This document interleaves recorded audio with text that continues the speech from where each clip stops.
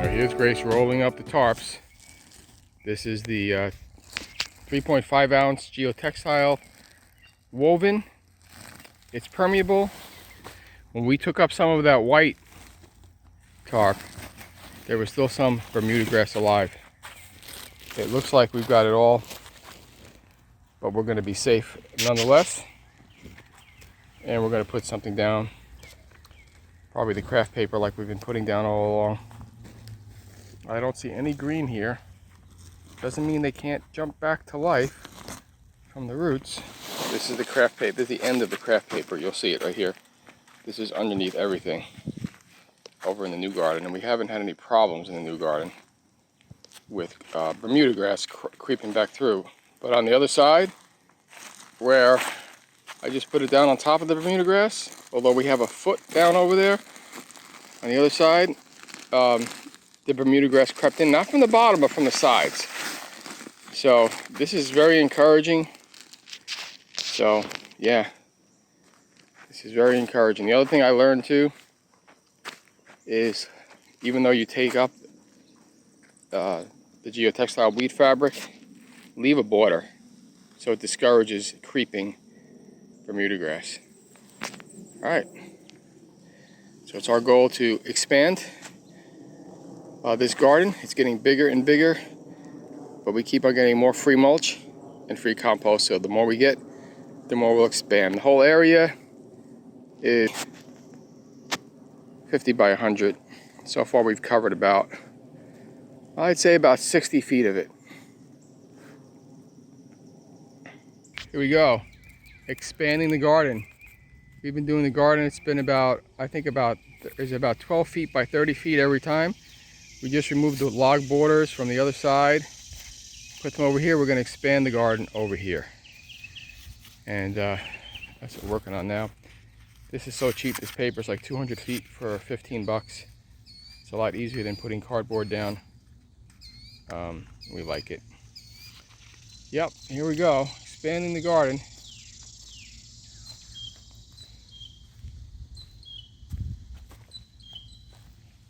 So from this side to that side, and you can see what our strategy is. We had the weed fabric down since last December, and I'll tell you what, when we pulled it up in the spring, there was still Bermuda grass. That stuff is tough. You got to really take measures. That's why I have upgraded my strategy to putting a layer of paper down, which will decompose. This is just craft paper, painter's masking paper. There's nothing in it, just paper.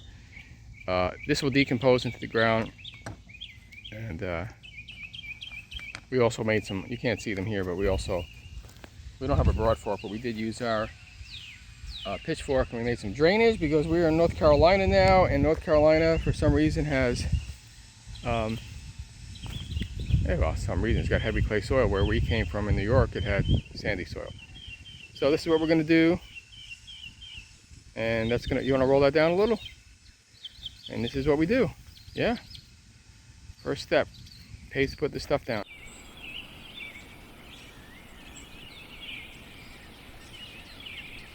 Okay, so we're doing succession planting on the farm.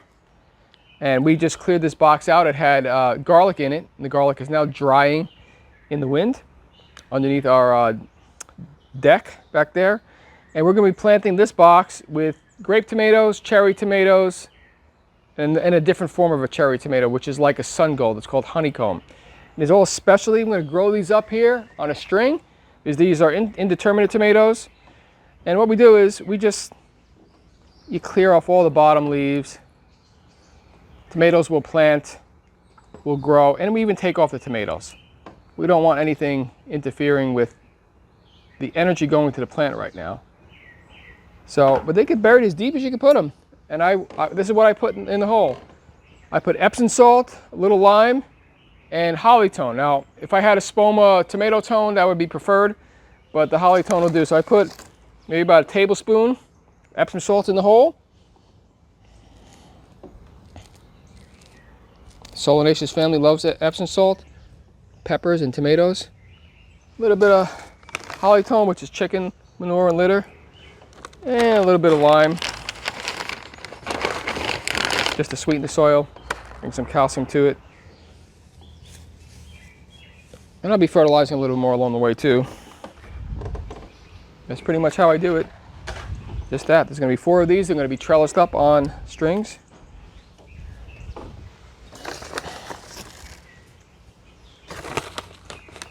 My lime went flying, so it'll have to do without lime. Here's a little baby one. This one is this is actually the that specialty,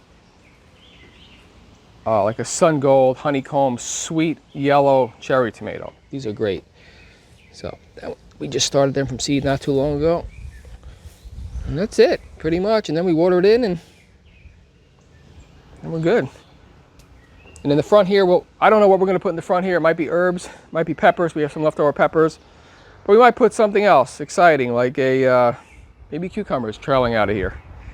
So this is our succession planting today from our deck. God bless.